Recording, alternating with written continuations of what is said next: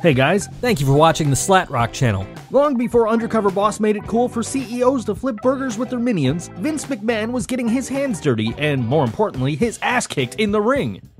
The Mr. McMahon character has become entrenched in wrestling lore as one of the greatest heels of all time, an arrogant representative of everything people hate about corporate America. That's why it's so memorable when Vince gets what's coming to him. Here are 6 of the most humiliating moments that happened when WWF superstars dared to cross the boss. DX drowns the McMahons in poop. In 2016, Generation X was feuding with Shane and Vince McMahon. Just to keep things fair, the McMahons brought in the Spirit Squad, 5 male cheerleaders. DX was more than up to the task, and after mocking Shane and Vince with a blistering impersonation, DX unloaded mass quantities of poop all over their foes. Vince McMahon's willingness to participate in the incident and his penchant for poop is disgusting on so many levels, but you have to give McMahon credit for concocting disgusting angles and participating in them. Number 5. Move over Maury. Vince fails his own lie detector test. SmackDown, May 28, 2003. When the mysterious Mr. America entered the WWE following Hulk Hogan's suspension, Mr. McMahon suspected Mr. America was Hogan under the mask. Mr. America's true identity was the worst-kept secret until Rex Ryan's attempt to impersonate an NFL coach. McMahon had booked a match that called for Mr. America to submit to a lie detector should he lose against Sean O'Haire. After typical McMahon shenanigans, Hogan, Mr. America, lost by countout. The next week, Mr. McMahon watched as Mr. America took a polygraph and was asked if he was really Hulk Hogan. McMahon became enraged because Mr. America passed it. McMahon decided to take the test himself to prove that anyone could fake it. Mr. America had a few questions though and asked McMahon if he was the biggest asshole on God's green earth. McMahon answered no, only to be flagged for lying. McMahon failed again as Mr. America asked him if he was a pervert. McMahon finally got one right when he admitted everything he did for himself. Mr. America told McMahon that the test proved that Vince was nothing but a liar. When McMahon took a swing at Hogan, Mr. America, after all, he passed the lie detector, Mr. America dropped McMahon with one punch. Number 4. Stone Cold hunts the most humiliated game. Raw, October 19, 1998. Mr. McMahon tried his best to put Stone Cold Steve Austin in line, but the bionic redneck refused to conform to anyone.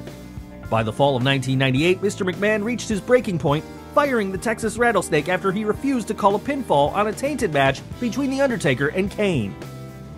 Vince started the show by gloating about firing Austin and said the only way Austin would return to a WWF arena would be by buying a ticket. McMahon's boasting continued with the boss claiming there'd be a new saying, McMahon 316 says, "I've got the brass to fire your ass." Vince would soon regret his words.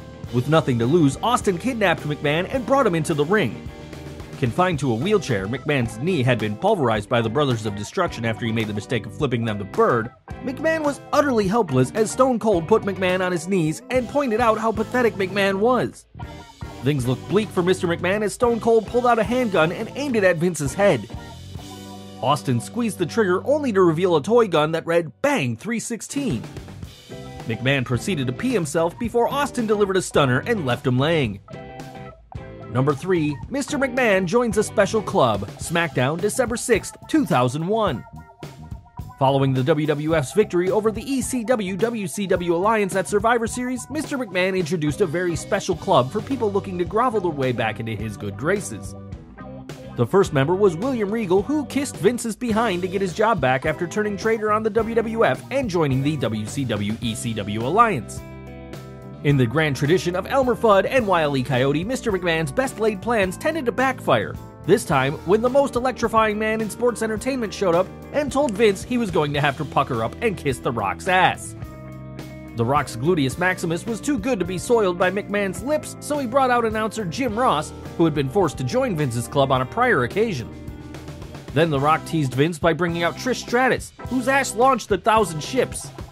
Vince's tongue was dragging on the mat apron as he anticipated planting his lips on Trish's lovely behind. Vince's Stratusfaction never happened though, as The Rock replaced Stratus with Rikishi, leading to Vince planting a big one on Rikishi's even bigger behind. Naturally, Vince was disgusted and totally humiliated, much to the fans' delight. Number 2. Vince gets shaved bald at Wrestlemania 23. When Vince got into a pissing match with Donald Trump, things quickly escalated from a war of words to the Battle of the Billionaires at WrestleMania 23. While Vince has never been afraid to get in the ring, Trump and McMahon fought through proxies, wagering their hair for the match. Trump chose Bobby Lashley to represent him, while McMahon chose the Samoan bulldozer Umaga. In the end, Lashley triumphed, and the fans rejoiced as Stone Cold Steve Austin and Donald Trump shaved McMahon bald. McMahon would try to hide his bald look with a wig, but the sight of a bald McMahon remains buried in the fans' memories. The future President-elect Trump celebrated afterwards with special referee Stone Cold Steve Austin, only to get a stunner. Number 1. Stone Cold buries Mr. McMahon's Corvette in concrete on Raw, October 12, 1998.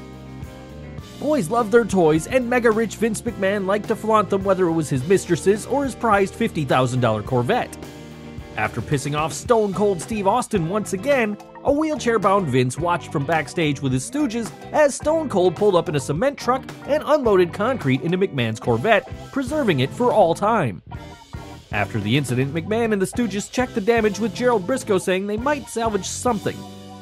Mankind showed up and attempted to help, digging Mr. Sacco into the cement and retrieving Vince's keys. An irate McMahon told Mankind not to bother when he tried recovering McMahon's briefcase. Did we miss any of your favorites? Be sure to mention any in the comments section, and remember to like this video. Be sure to subscribe to the Slat Rock channel so you don't miss a single video, and as always, thanks for watching.